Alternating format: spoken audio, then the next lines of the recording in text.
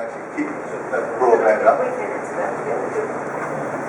The other question, which I think I mentioned to Andrew before, is there's been some concern about towers in the area. I think here as well as in Udlow and some court cases. It'd be interesting to hear what the conclusion was. Now, what happened was that the Sunshine Coast Council changed their planning scheme. NBN put in applications for 4 towers, and the Sunshine Coast Council changed their planning scheme to require the fixed towers to be a minimum distance away from houses, buildings, childcare centres, schools, and what that basically meant is that they increased the size or the distance that it had to be away from those buildings.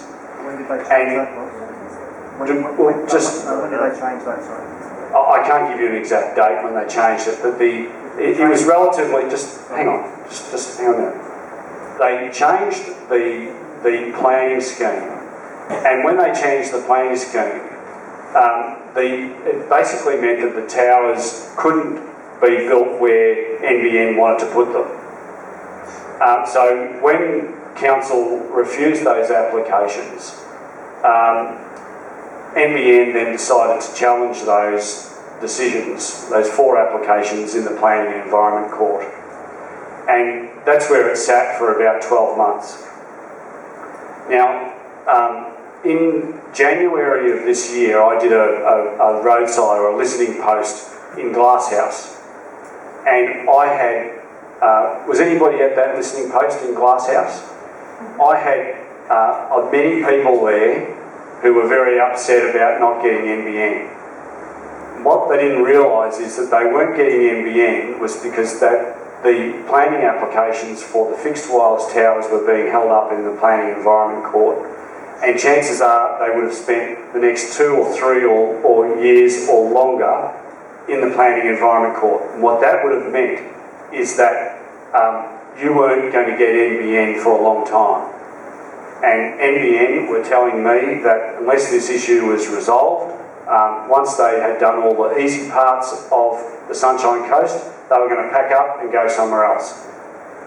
And it would have meant that the Sunshine Coast hinterland would have had no NBN probably until the early to mid 2020s.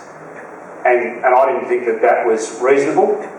So I organised a meeting between NBN and Council, and NBN, as a result of that meeting, NBN and Council decided to kiss and make up, and Council then basically lifted their restrictions on their planning scheme, which meant that the towers could go ahead. Now, that's basically it in a nutshell. Does that answer your question? Partly. The question is, so I thought it went to court, but anyway. It did go to court. It went to the Planning and Environment Court. But they took that out. And no, Council didn't lose. Council and the NBN reached a settlement. They made a deal. They made a deal. So you didn't get, there was no, well, it depends how technically legal you want to become. There was a decision, but it was a decision by consent. Okay, so does this mean that there's, sorry? Just following that. So does this mean that the towers are going up fairly soon? It'd be actually nice, I don't know if you know later, where the towers actually are, so we can get some idea of that. We've actually got 2 at the moment that are in construction. And I'm sort of confused because so my name's David Evans, right? Someone from Peachester. We'd like a Peachester meeting. No one from Peachester except the young lady had an opportunity to arrive. We've got 1 tower going up basically in her backyard, but there's another 4 towers within 3 kilometres round Peachester that you guys register on the website that no one's been told about. So we're adding up the cost profile of $4 million that's going to appear in our area. And so you guys are NBN, right? So NBN engaged on the Zoom called Ian, who used to own that lady's house. Stop frowning. And he moved to Tasmania, great place to hang out. He gave us all the emails that Oregon promised that if we could do it cheaper or the same price of $1 million, they'd be happy to do a different product in our area. But what we didn't get told is there's 4 towers coming. That's $4 million as a pool of money available. So are you guys, and or Mr. Brown, Mao, my mate Mao, and I had a lot of chats. He's a good bloke, bit of a temper, but hey, he stamps his feet and walks out, he's good to go. He said we could do it too, brother, right? If so, we can do it for $1 million, now $4 million, 4 towers in our area, you guys are going to honour those agreements with Oricon. So don't forget, are they wireless towers? And what does safety mean? And are you going to honour the agreement that Oricon Yeah, we got a letter from... Ampanza, you sent me an email that Ampanza stated they have studies that prove harm. That came out of your office about a year ago. Can you comment on that? Went later on, brother, or now? Pick a number. Yeah, it would be good.